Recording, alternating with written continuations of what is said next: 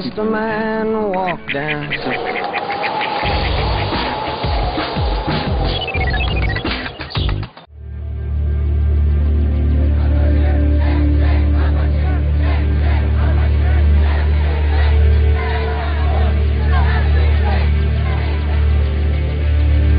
I'm just blown away by the fact that we made such an impact. I would have never thought that me, a student from Zurich, could even, be heard by the UN, like, be there and...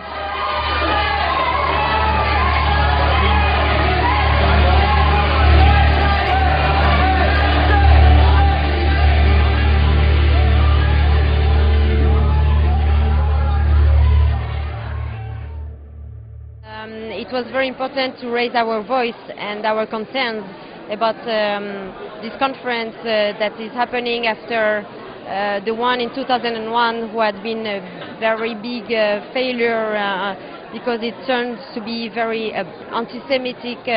It was strongly underrepresented by the youth and NGOs, and we came this year for to shaking up those people at the UN that got used to sitting in their comfortable chairs, and I think it is necessary to do this. There were two ways of doing it. One was, of course, the legal, quiet, yet strongly voiced objectives, and through our actions, 200 people who are well represents the youth, who are well dressed, who are well behaved, who have a clear heads, have their own ideas.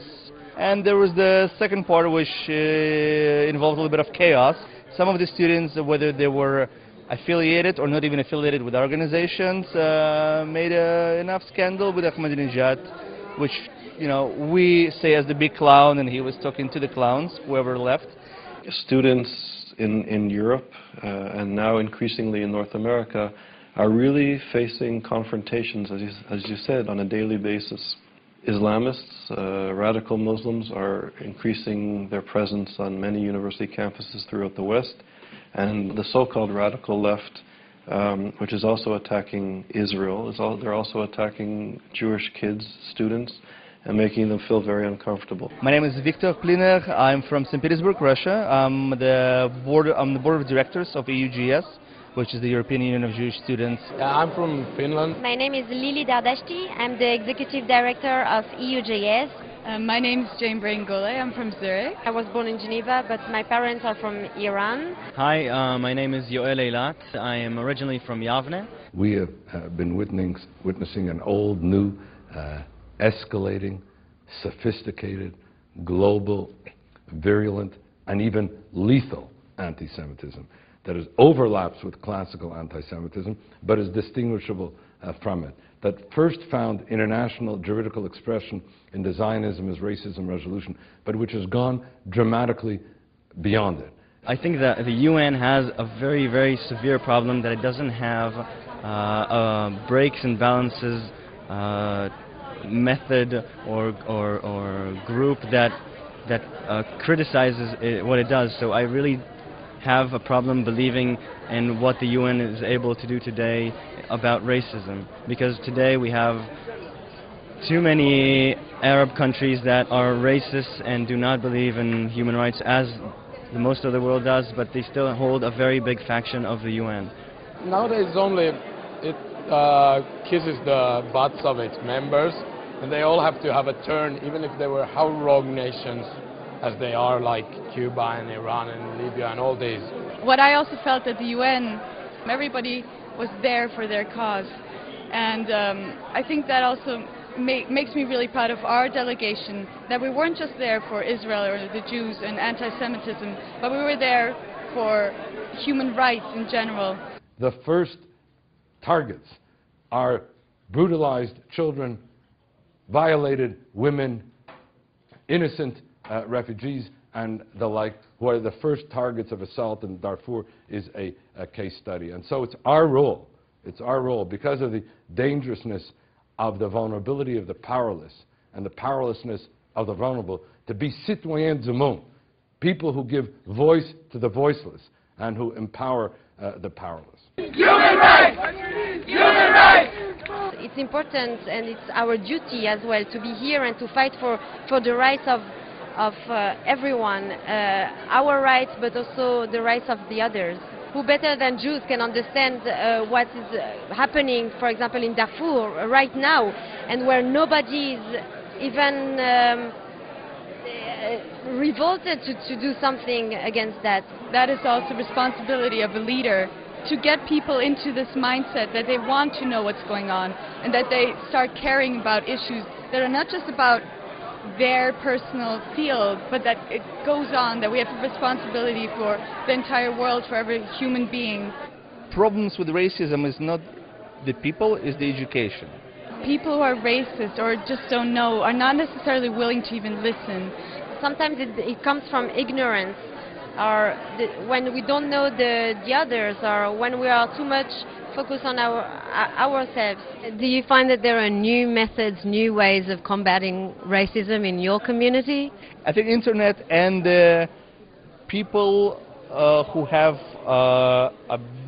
has an authority. So if you have a respect for, like Alan Dershowitz, for people who are massive figures, and when they speak to kids, to adults, they have the same big influence. Ahmedinejad's speech yesterday could have been given by Adolf Hitler. It could have been given by Goering. It could have been given by Goebbels. Tragically, the High Commissioner for Human Rights was wrong when she said, quote, that his speech was beyond the scope of this conference. No!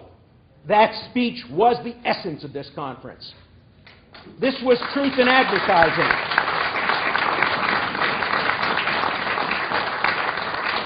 The fact that Ahmedinejad was the first and major and most covered speaker at this conference was an accurate reflection of what this conference is all about. This is a hate fest. I don't know why the world pretends to be united when we really aren't, and we don't even want to be. People have shown it. They don't even want to be united or want peace.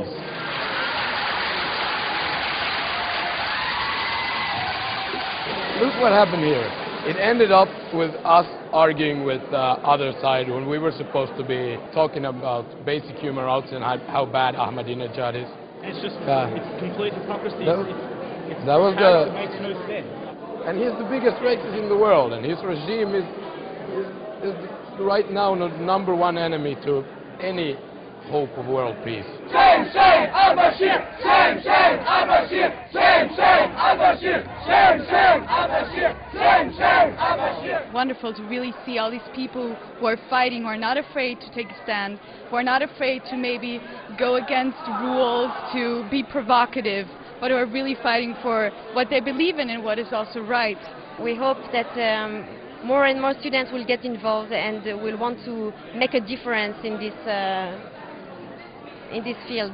I must say, I never even knew that so many really, really active people were around. For the first time at this Durban Conference in Geneva, there's a core group of young students from around the world that are incredible. They're educated, they're energized, they're helping each other, they're working as a group to confront hatred.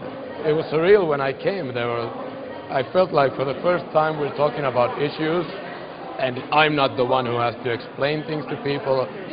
I got to be the listening part, and that's really great. And even I just listen to people who I disagree with, like 100% people from the wrong side of the political map, in my opinion. And still I got so much inspiration from them, and it was great.